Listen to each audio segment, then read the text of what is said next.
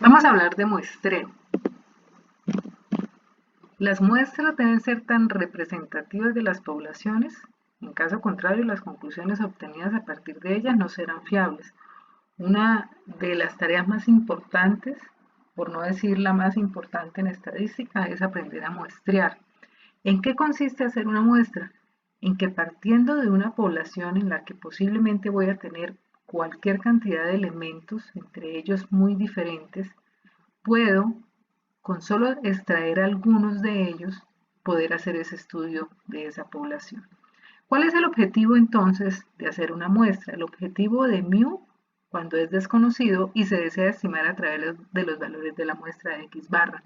Entonces, ¿cuál es el objetivo de muestrear? Es que a través de esos pequeños elementos o un número pequeño de elementos posiblemente, yo pueda llegar a inferir o a predecir qué está pasando con la población. No me atrevo a decir que sea un número pequeño, porque eso depende del cálculo que se puede hacer.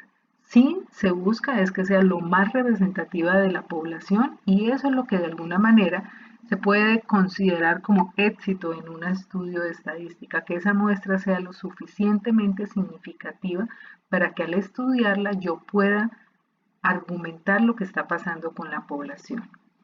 Entonces tenemos que la distancia que hay entre ese estadístico, entre ese parámetro de la población o ese cálculo de la población, en este caso de la media, y la media de la muestra, que es el X barra, esa distancia que hay entre todos ellos se llama error de muestreo. Vamos a observar o vamos a leer algunas razones por las cuales yo debo muestrear. Entonces, una de ellas es establecer contacto con toda la población requeriría de mucho tiempo. El tiempo entre realizar y analizar una encuesta y hacer lo mismo con un censo es extremadamente diferente. No es lo mismo analizar 150 muestras o 150 encuestas que se hicieron a una muestra a analizar 200.000. Con un software estadístico uno podría decir que es muy similar, pero el procesamiento de la información puede ser no tan diferente, pero sí el análisis. El costo de estudiar todos los elementos de una población resultaría prohibitivo. Empresas con millones de clientes entran en contacto con menos de ellos. El costo de enviar encuestas por correo y tabularlas y tabular sus respuestas es un valor bastante alto. Entonces observamos la diferencia nuevamente de entrar en contacto con todos los elementos de la población versus entrar en contacto con solamente algunos de ellos. Otro aspecto es importante verificar de manera física todos los elementos de la población. Algunas poblaciones son infinitas, sería imposible muestrear todo el agua del río Bogotá con el fin de conocer sus niveles de contaminación. Algunas pruebas son de naturaleza destructiva. Si los catadores de vino se bebieran toda la producción para probarlos, se acabaría la cosecha y no quedaría nada para la venta. Entonces no podríamos aprovecharnos de toda la cosecha para probarla y con base en ella argumentar o catar el vino, porque podríamos entonces acabar con todo. Los resultados de la muestra son adecuados. Aunque se contara con recursos suficientes, es difícil que la precisión de una muestra dé el 100% de la población. En adelante vamos a entender qué son los niveles de confianza para poder hablar de la precisión de la muestra. Entre los tipos de muestreo que vamos a estudiar y que habla la estadística está el probabilístico y el no probabilístico. En un estudio serio de estadística no se puede hablar de este tipo de muestreo no probabilístico, que en adelante vamos a argumentar y vamos a estudiar un poco de qué se trata. Entonces, dentro del muestreo probabilístico hablamos del aleatorio simple, del aleatorio estratificado, de conglomerados y del sistemático. En el no probabilístico, que vamos a mirar de todos modos su concepto, aunque no, vuelvo y reitero que no se recomienda en estadística, está el de conveniencia y está el de bola de nieve. ¿Qué significa una probabilidad de selección y diseños probabilísticos? Es cuando el azar puede intervenir de muchos modos en este proceso, pero se considera que se ha conferido un carácter estadísticamente riguroso al método de selección solo cuando se cumplen dos condiciones. Vamos a ver cuáles son. Primera, que el procedimiento otorgue a cada elemento de la población una probabilidad P sub i conocida de integrar la muestra. Es decir, que P sub i se conozca de antemano para todo elemento E sub i de la población. Y como segunda medida, que tal probabilidad no sea nula para elemento alguno, o sea, que la probabilidad sea mayor que 0 para todo sub i. ¿Qué significa esto? Que cuando yo voy a hablar de un muestreo probabilístico es cuando yo como investigador garantizo a cada uno de los elementos de la población que van a ser tenidos en cuenta cuando yo salque la muestra. Entonces, si yo tengo 1000 elementos, yo a esos 1000 elementos, a cada uno debo decirle o debo garantizarle que ellos tienen una probabilidad igual para todos de ser extraídos en esa muestra. Y esa probabilidad tiene que ser mayor a 0. Cuando yo hablo de ello, estoy hablando de una selección probabilística. Entonces, cuando se cumplan estas dos condiciones, se dice que se ha seguido un método probabilístico de muestreo. Si yo hago una rifa y la rifa va a tener los números del 0 al 100 y yo cojo cada papelito, lo incluyo en una bolsa, meto la mano y tengo los 100 papelitos allí, yo del 0 al 99, de alguna manera estoy garantizando que todos, y todos los papelitos están en la bolsa, tienen la misma probabilidad de ser tenidos en cuenta cuando yo vaya a extraer la muestra. Vamos a mirar un ejemplo. Tenemos 12 individuos numerados del 1 al 12 y los separamos en dos grupos. El grupo número 1 los numeramos del 1 al 6 y el grupo número 2 los numeramos del 7 al 12. Se lanza una moneda. Si cae cara, se elige el grupo número 1 y si cae sello, se elige el grupo número 2. Viene una pregunta, ¿qué probabilidad tiene cada individuo de ser elegido? Entonces vamos a analizar qué probabilidad tiene este individuo que pertenece, el individuo número 2 que pertenece al grupo número 1 y qué probabilidad tiene el individuo 10 que pertenece al grupo número 2. 6 de 12 cada uno. ¿Por qué? Eso lo vamos a mirar en clase. ¿Por qué 6 de 12? Ejemplo número 2. Se escriben los números en igual número de tarjetas que se colocan en una urna y se toma al azar 6 números. Entonces tenemos la urna, allí vamos a colocar unos números del 1 al 12 y se toma al azar 6 números. ¿Qué probabilidad tiene cada individuo de ser elegido? 6 de 12. También este concepto lo vamos a ver en clase. ¿Por qué 6 de 12? Ejemplo número 3. Ahora los individuos están separados en dos grupos. Un grupo del 1 al 4 y el grupo número 2 hay 8 individuos, del 5 al 12. Los 6 individuos se seleccionan así. Se seleccionan al azar. 3 individuos del grupo número 1 y 3 individuos del grupo número 2. ¿Qué probabilidad tiene cada individuo de ser elegido? Entonces, del grupo número 1, 3 de 4. Del grupo número 2, 3 de 8. ¿Por qué? En clase lo discutimos. El diseño es probabilístico, pero no equiprobabilístico. Es decir, pi, que es la probabilidad, es constante para todo sub i. Muestreo aleatorio simple, que en algunos libros ustedes lo van a encontrar como max. Muestra seleccionada de manera que cada elemento o individuo de la población tenga las mismas posibilidades de que se le incluya. ¿Qué significa eso y cómo lo podemos hacer? Vamos a mirar cómo es la escogencia de las muestras al azar usando Excel. Entonces en Excel ustedes van a encontrar una función para calcular los números aleatorios. Entonces imagínense que tienen 20 individuos, aquí están numerados del 1 al 20. A cada uno le van a asignar un número aleatorio. Son números que Excel por él mismo los puede asignar de manera aleatoria o al azar. ¿Qué hago después de que a cada individuo le entrego un número aleatorio? Pues yo como investigador puedo decir que voy a tomar los números aleatorios más grandes o los números aleatorios más chicos. En este caso, el n pequeño, tengo un n grande de 20, que es el n de la población, el n pequeño es de 5, entonces voy a extraer 5. ¿A quiénes extraje? A aquellos individuos a los cuales Excel le asignó un número aleatorio más grande. Entonces tengo los 5 más grandes. En este caso, voy a traerme al 15, al 5, al 6, al 4 y al 8. Muestreo aleatorio estratificado. ¿En qué consiste?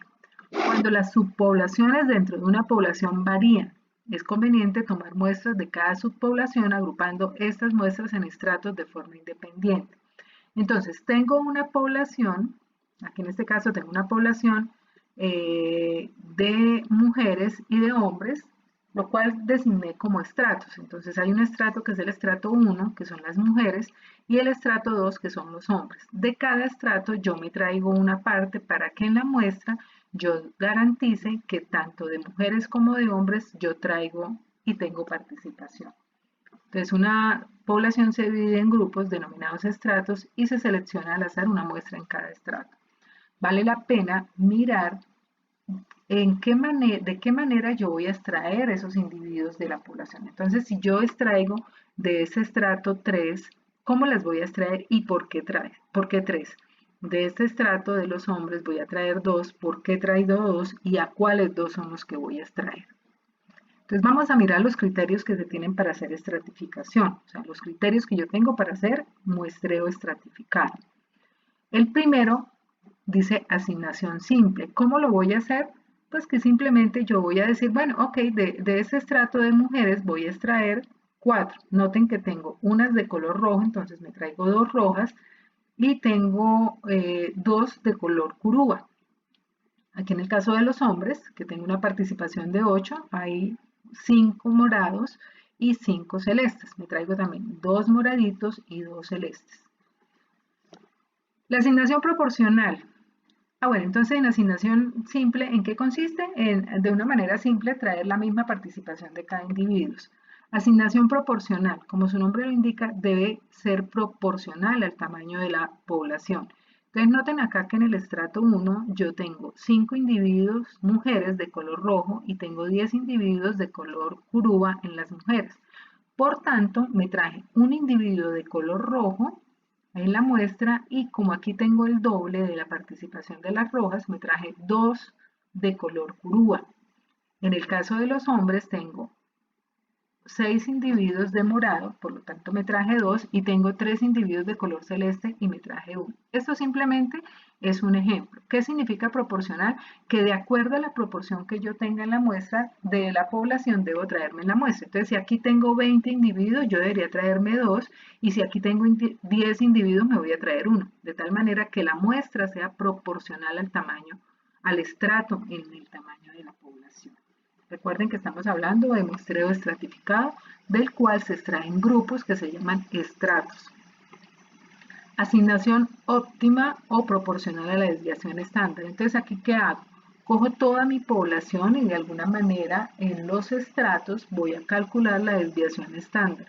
Y donde haya más desviación estándar o de acuerdo al comportamiento de la desviación estándar es que voy a hacer mis estratos y voy a traer mi muestra.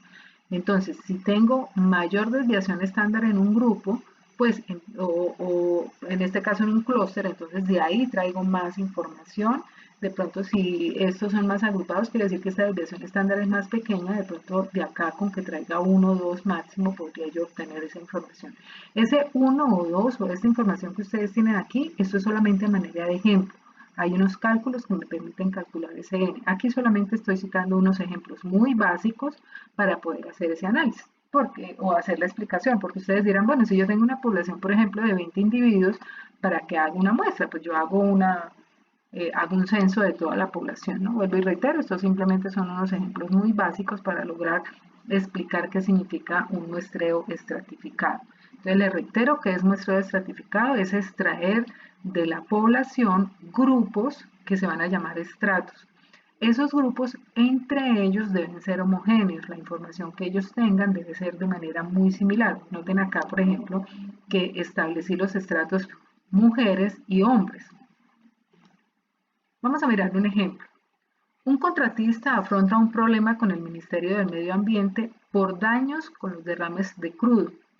Entre los 1000 derrames estudiados, 900 fueron controlados por la empresa, mientras que 100 no se pudieron controlar. Quiero que tengan en cuenta esa información. Supóngase que el 10% de los controlados generaron demandas y el 80% de los no controlados generaron demandas a la comunidad afectada.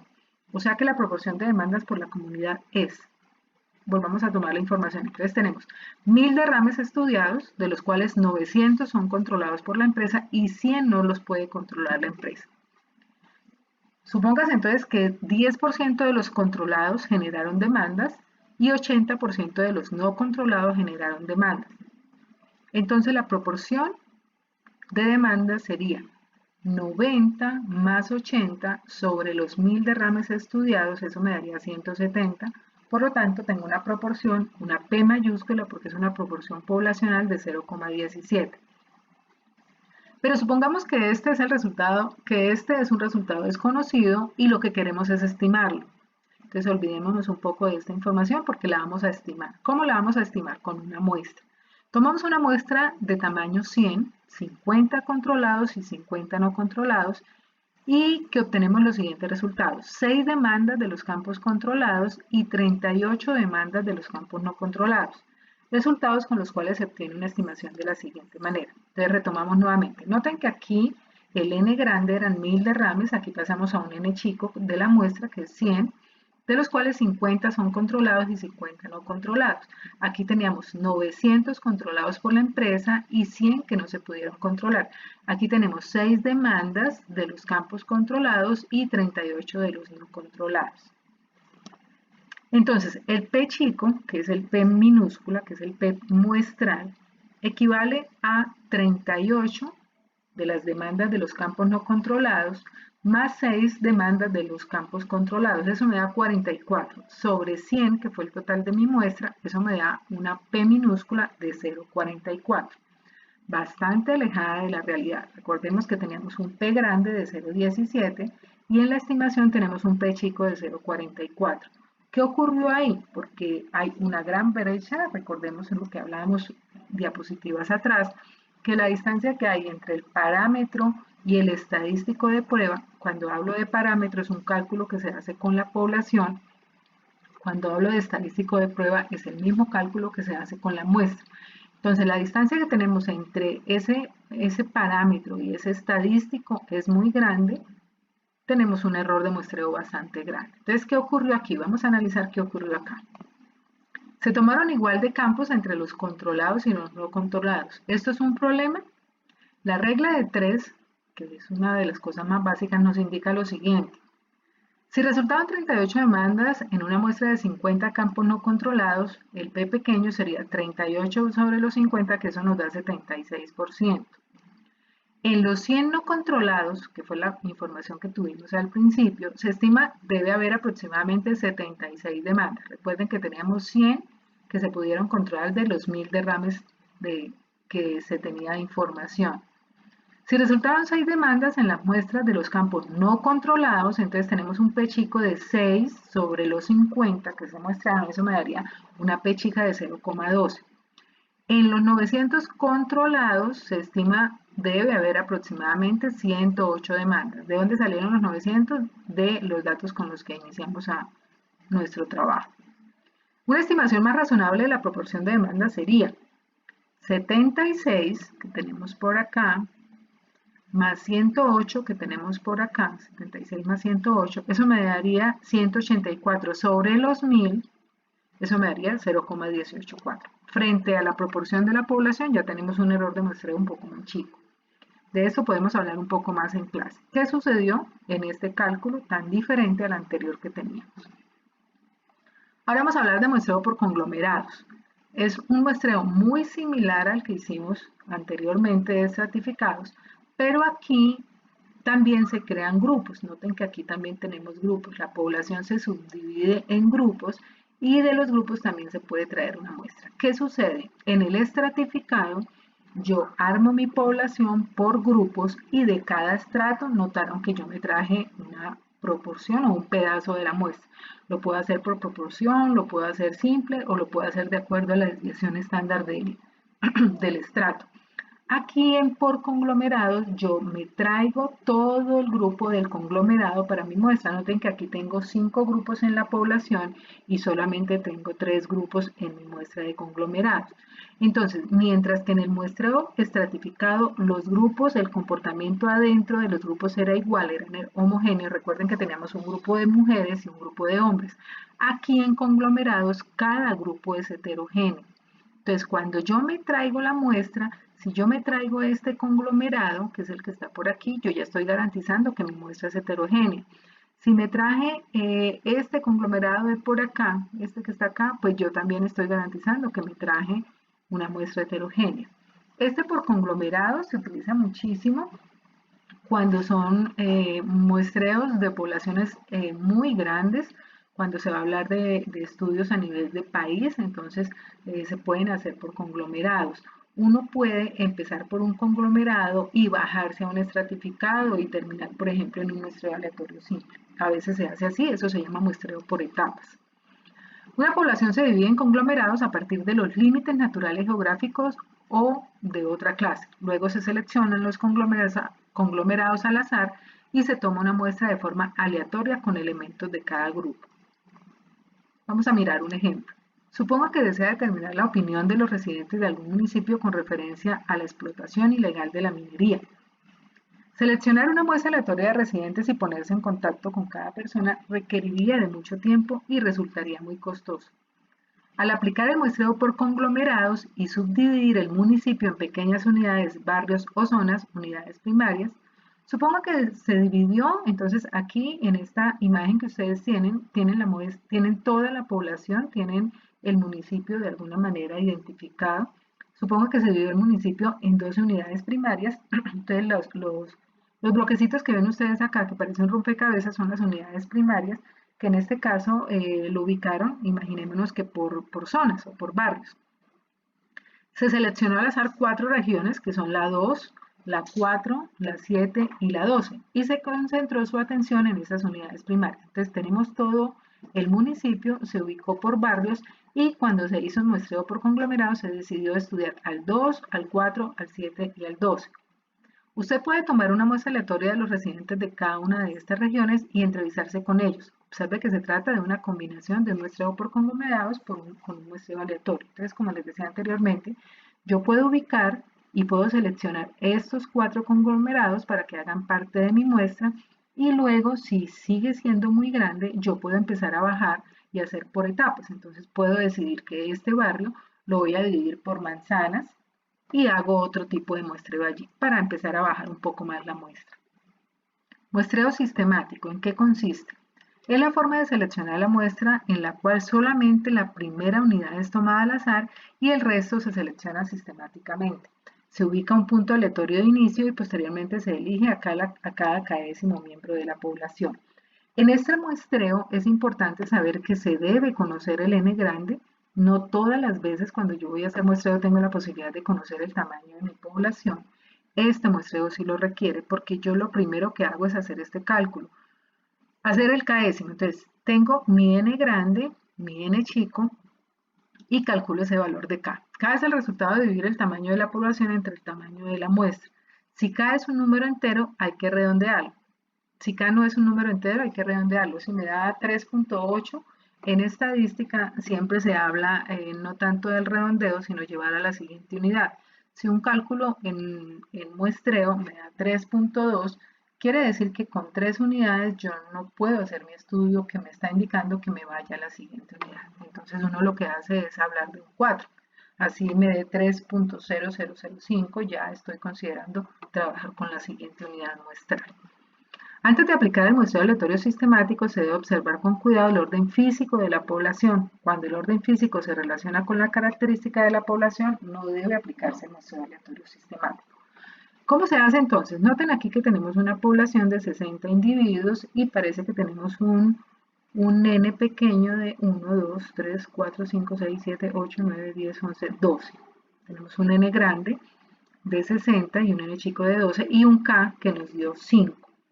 Entonces, ¿qué hacemos? Tenemos el k-décimo de 5, entonces cogemos los 5 individuos iniciales, les hacemos muestreo aleatorio simple, y en este caso, imagínense que ese muestreo aleatorio simple nos dio 2, nos dio que extrajéramos el primer individuo en 2. Entonces, recuerden, tenemos un k que nos dio 5, cogemos los 5 primeros individuos, le hacemos muestreo aleatorio simple y extraemos solamente uno.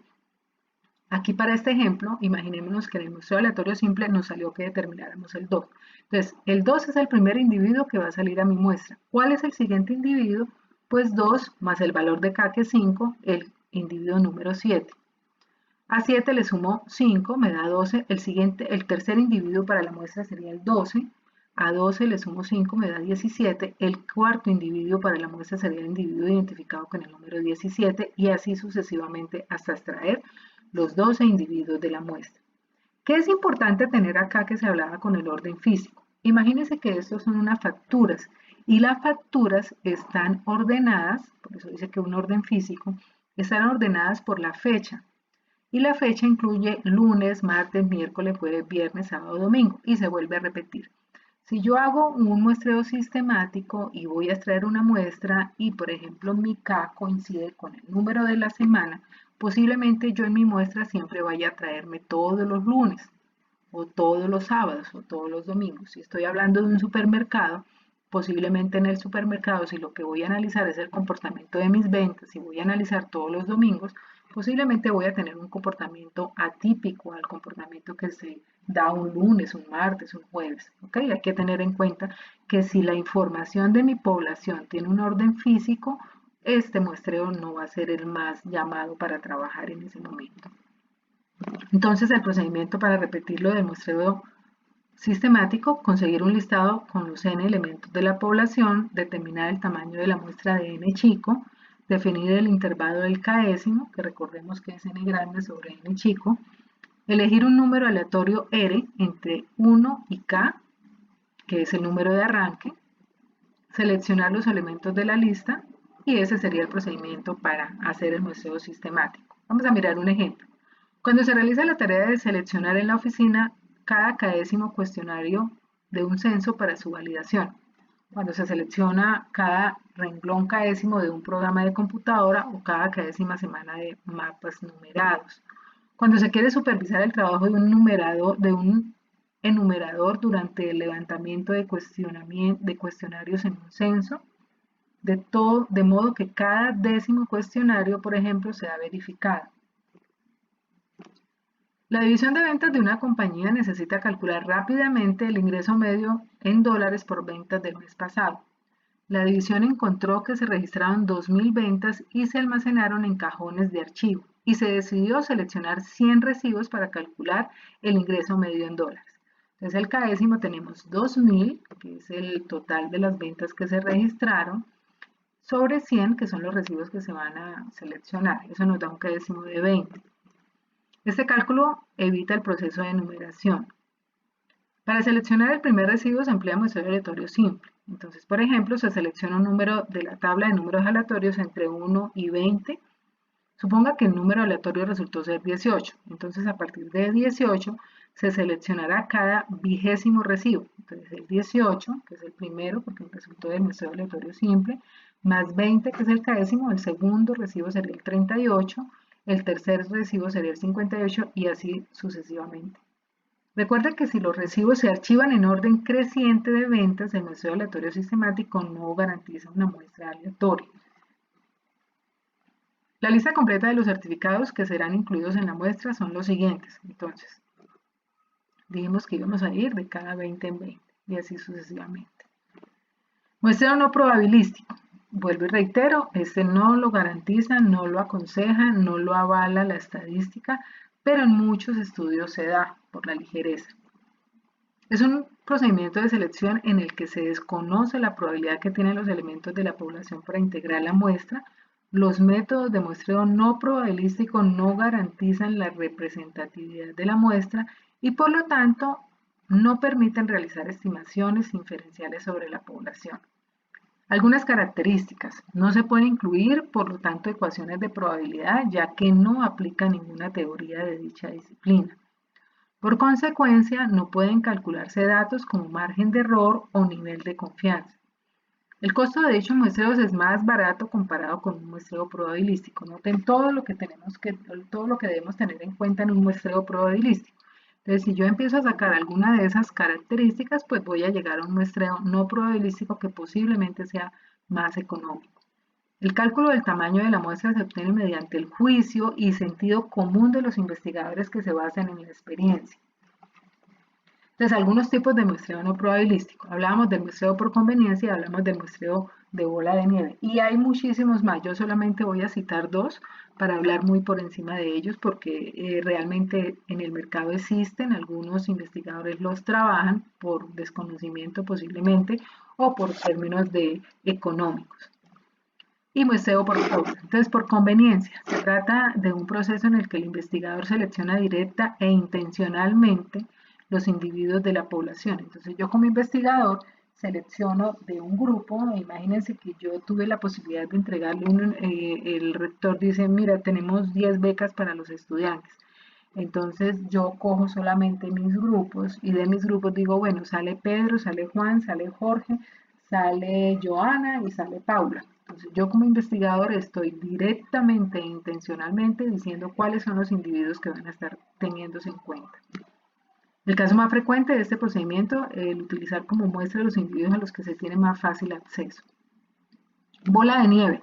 Cada individuo en la población puede nominar a otros individuos en la población, los cuales tienen la misma probabilidad de ser seleccionados. Imagínense que voy a hacer un estudio de los embarazos en niñas adolescentes y lo voy a hacer en una vereda X. Yo no tengo mayor información, simplemente conozco un caso, entonces llego a ese caso y le pregunto si ese caso, o sea, si esa niña adolescente que está en embarazo conoce de alguna otra persona. Me dice, sí, mira, fulano de tal. Entonces yo voy y me dirijo a esa persona y así sucesivamente. Imagínense que en el campo donde yo estuve hay 500 habitantes y encontré 10 niñas en ese estado de embarazo. De alguna manera yo las construí, posiblemente hayan más, posiblemente sea más el número de la población, pero yo solamente lo determiné de esa manera y cada individuo me fue llevando uno al otro.